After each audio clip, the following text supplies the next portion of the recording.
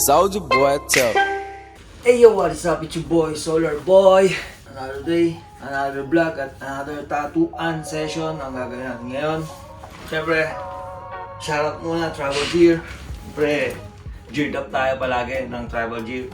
At yung pupuntahan nga pala natin sa mga nakakalam, pangalawang shop natin yun. Actually, meron tayong tatlong shop. Dito sa Tomas Morato, Solar X Split, sa may sukat. Yun din, meron tayong studio sa loob ng The Lower Left, Manila. At sa SM Manila, sa loob din ng store ng The Lower Left, Manila, sa may third floor. Parang ano rin yun sa mga di nakakailan. Tribal, parang tribal store din yun. Marami lang ibang kasamang brands. Tunghayin niyo ulit ng mga tattooan session natin ngayon at mga iba pang pangyayari. Galawan ni Solar Boy. At medyo nalit tayo ng gising. Busy sa shop kagabi, puyatan. Kaya ayun, hindi ako nakapag-alarm.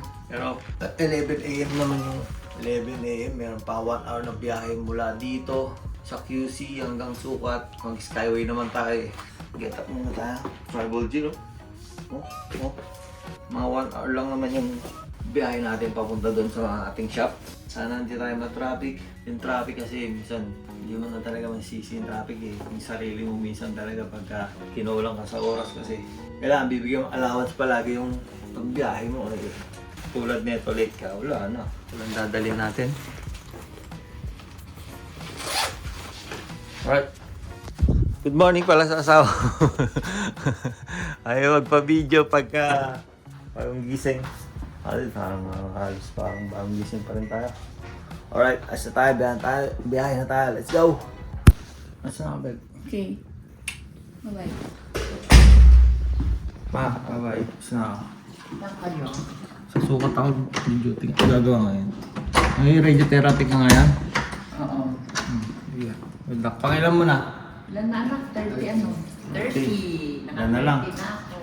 5 na lang. Tapos na, tapos kimo ka na.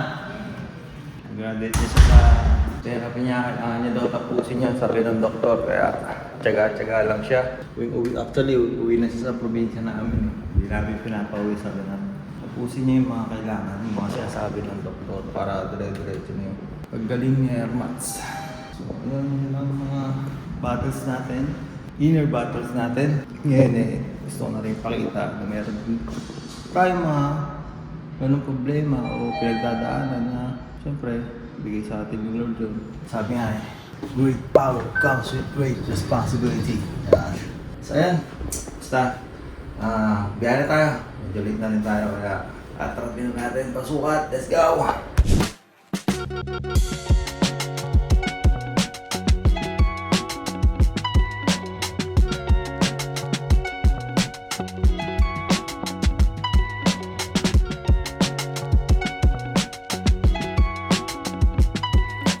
Bali, saan doon kayo nakatira na no? Sa Seattle, Washington. shuttle, no? Opo. So, kaya kayo nagpalagay na rin ng, siyempre, represent.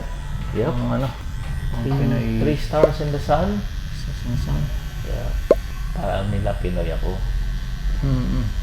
Dito kayo magpapasko, sir. Hindi po. Uwi na ho ako sa Sabado. Yun ang Sabado, no? Sayang. Ito nga, sabi nyo kanina, sarap sana ng Pasko rito, sir. Oh, ibang-ibang Pasko sa Pilipinas. Masaya, maraming tao. Maraming ganap, ano, sir? Oh, marami kang makikitang tao sa kalsada. Masaya. Nakangiti. Okay. Yeah. Yung sinasabi nga nila sana araw-araw Pasko. Ganun sana hindi Pasko. Mahirap yun. Mahal yun. Ibig sabihin yung attitude lahat nung ganun pala. Masaya sana Masaya, lagi.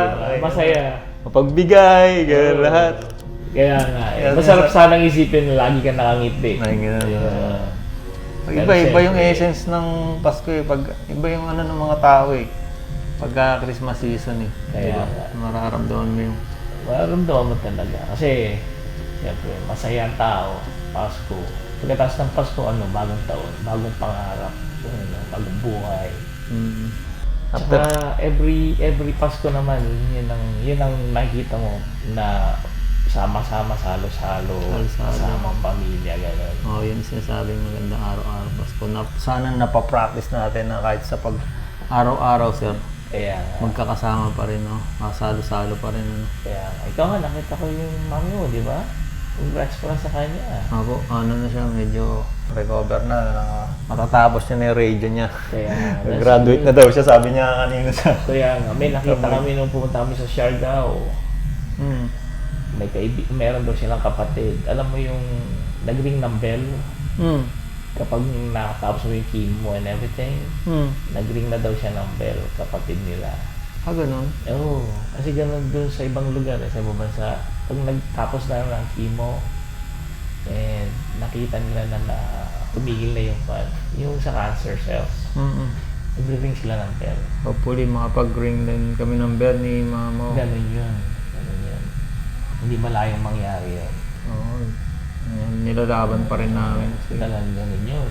Natutuwa rin ako sa mama ko eh. Parang, alam mo yun, hindi niya dinadala na Basta, ginagawa na. Masaya pa rin siya eh. Lumalaban siya. Yun ang isa sa mga ganyan. Pag lumalaban siya, ibig sabihin, meron pa rin siyang yung will to survive niya talaga. Oo, yung will niya. Ibang klase. Kaya, tsaka yung paggaling naman talaga, nasa tao rin yan. Kung willing ka talagang mabuhay, you'll try to do everything that you can to survive, sabi nga nila. Yes.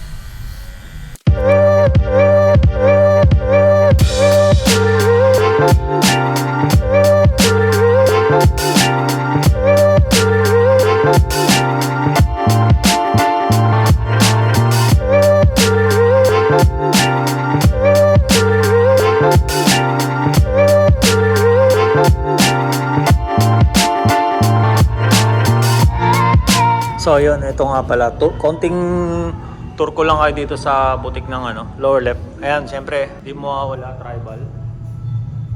Silk Cloud. Yung mga kasama niyang brands dito, our friends and family. Tama po ba yun, ma'am? Ayan, si Ma'am Jessa, yung OIC rito. Siya yung makikita niya pag pumunta kayo dito. Si Ma'am Jessa. Ayan, Silk Cloud, Servants, Destino, yan yung mga friends and family ng tribal yan. Kaya pag nakita nyo, parang tribal gear din yan. So, yun lang. Ayun, nga ako, Servants. So, check out nyo yan dito sa may sukat. And, yun lang. Let's go. So, ayun, we're here na again sa sarap ng biyahe, traffic. So, ayun, nandito na nga tayo sa Solar Boy Tattoo Studio. Nag-aari tayo ngayon. Pero hindi na tayo magtatattoo ngayon kasi wala tayong client ngayon. Pagod na rin tayo, pagod na. And gusto ko lang introduce sa inyo yung isang squad natin. Last time, pinakilala na ako sa inyo dalawang squad. Si SB Squad RJ at si SB Squad Libra. Ngayon naman, gusto ko presenting from Pasig, Magingay. Nasa kaliwa, si MK. Woo!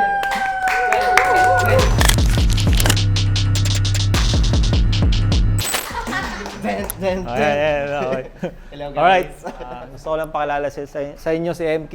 Siyempre, may specialty siya. Gusto ko rin palang kung paano at bakit ko siya nakuha rito. Tinanong ko siya kung gusto siyang pumasok sa squad at siyempre, may kakaibang kapangyarihan. Kaya niyang mapamahal sa mga Gen Z. Isa siyang Gen Z. Tama ba? Okay ba yun? Isa siyang Gen Z lover. So, yung mga kabataan ay pag-asa ng bayan, kaya iniingatan niya yan. So, yun. Pariwala, pwede ko isalba. Ayun. So, yun. Gusto ko ipakita sa inyo yung ginagawa niya. Ayan. Jed, bigyan mo ng maganda montage yung mga gawa ni MK, SB Squad MK. At eto, may ginagawa siya ngayon. Gusto ko rin pakita sa inyo yung final outcome nung ginagawa niya.